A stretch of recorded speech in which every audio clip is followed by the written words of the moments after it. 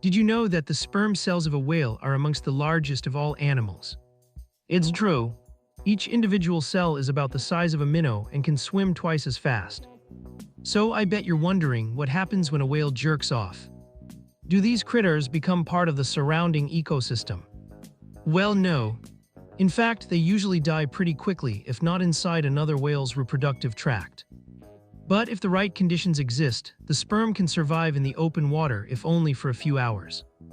Anyway, one day when Willie the whale was feeling a bit frisky, he decided to relieve himself over by the hydrothermal vents. He rubbed against the coral reef and was done in no time. Once the deed was done, Willie moved on with his day.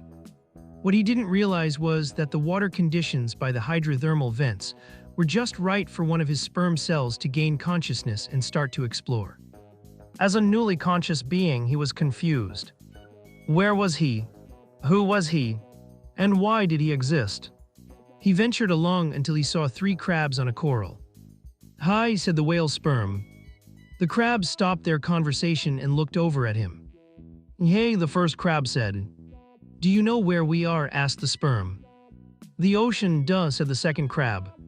"Yeah, duh," said the third. "My apologies, I've only existed for 5 minutes, so I don't know much," said the whale Sperm.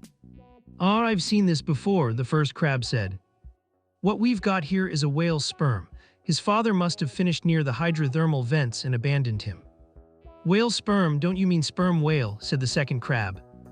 "No, he's right," said the third. "If the conditions are just right, they can survive for a few hours in open water." "So I only have a few hours to live," exclaimed the whale Sperm, panicking. "I just got here." "Yep, hate to break it to ya," said the first crab. "Technically, you shouldn't even exist. Consider yourself lucky you get to experience life at all."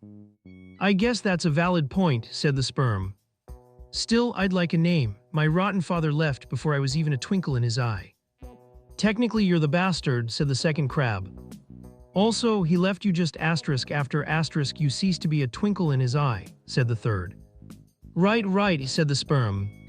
"Well, I still don't have a name. Can you name me?" The 3 crabs felt bad for the little guy. The least they could do was give him a name. "All right, we'll give you a name, but give us a second to think." They huddled up. "Okay, I think we've got it," said the second crab. "By the powers vested in us, we declare you Spermy," said the third. The whale Sperm thought for a second. The name was a bit on the nose. But these were his first and only friends. It was an honor. "Well, what do you think?" the crabs asked. "Guys, it's an honor. These past few minutes have been the best of my life. I've laughed, I've cried. I love the name, thank you." "You're welcome," replied the crabs.